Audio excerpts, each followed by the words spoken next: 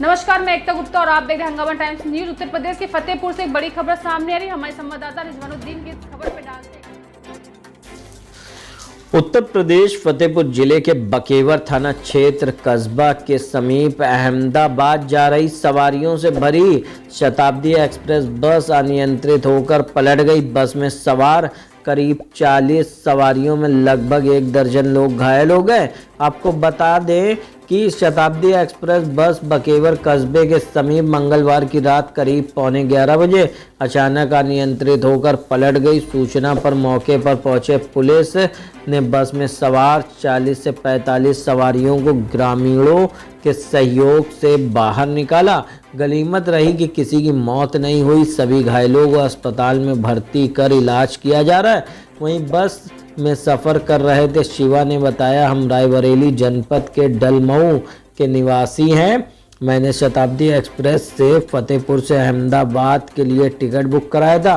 बस का ड्राइवर नशे में था, उसने बस को पलटा दिया जिससे लगभग 1 दर्जन लोग घायल हो गए। हंगामा टाइम्स ब्यूरो।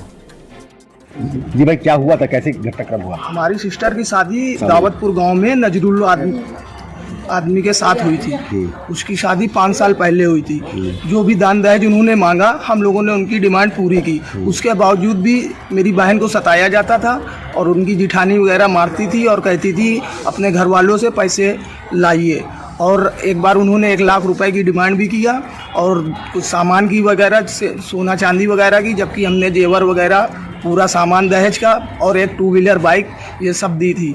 फिर 1 साल पहले उसकी जिठानी लोगों ने मारा। उसका हस्बैंड सऊदी में था, तो हम लोग जाकर उसकी ससुराल से अपने मायके ले आए।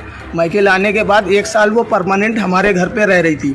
1 महीने 1.5 महीने समथिंग पहले उसका आदमी सऊदी से आया और सऊदी से आके सीधे कानीपुर आया अपनी ससुराल। तो 2-3 दिन वहाँ रुका। रुकने के बाद उसने कहा हम जा रहे हैं, अपनी बीबी को ले जाना चाहते हैं, बच्चों को अपने घर। तो हम लोगों ने कहा भाई अभी वहाँ पे आप लोग गए थे, उन लोगों ने मारा था, अब आप आए हो तो पहले अपनी भाभी लोगों से पूछो तो मारा क्यों इसको। तो उसने कहा ऐसी कोई बात नहीं है, आप कोई वहाँ पे कुछ भी नहीं कहेगा और आप हमारी गारंटी भी भेज दीजिए। इस वजह से फिर हम लोगों ने बहन को और भांजियों को भेज दिया। घटना क्या हुई? घटना क्या, कल वाले दिन फ़ोन आया सुबह में।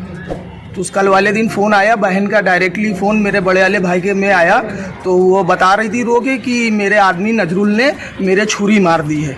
बस इतनी हम लोगों को बात जैसे ही पता चली तो उधर से फ़ोन कट हो गया और हम लोग फ़ोन मिलाते रहे तो फिर फ़ोन नहीं मिला। हम लोग तुरंत अपने घर से चलने के बाद आधा घंटा नहीं बीता होगा, हम लोग रामा देवी से सरसौल तक आ पाए बस से।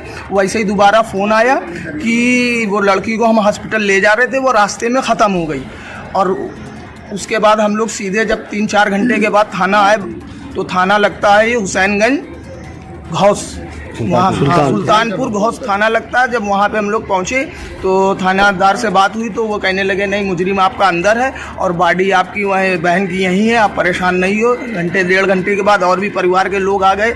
जब उसके बाद उन लोगों ने हम लोगों को बहन को दिलाया तो वो 4 व्हीलर में थी। उसका हम लोगों ने देखा तो उसके चेहरे पे और अंदरूनी बहुत से चोटों के निशान थे। जिस तरीके से लात भूसों से या डंडों से मारा जाता तो चेहरे पे यहाँ अंदर ये सब नीला पड़ा हुआ था बदन। तो पेट खोल के देखा गया तो वहाँ पे थोड़ा सा 1 इंची का चाकू का घाव था।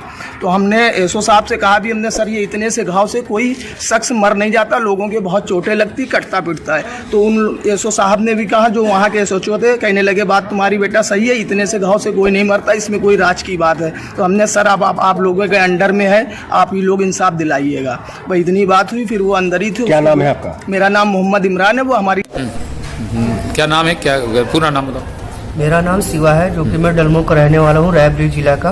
तो मुझे अहमदाबाद जाना था, जो शताब्दी बस ट्रैवल से हमने टिकट बुक कराई थी और हमने फतेहपुर से अहमदाबाद के लिए बस पकड़ी थी। और अचानक से बस जो ड्राइवर था वो पिए हुए था, अचानक से वो खाई में कूदा दिया, जिसमें 10-12 लोग घायल हो गए और सबको बहुत ज़्यादा चोटें आई।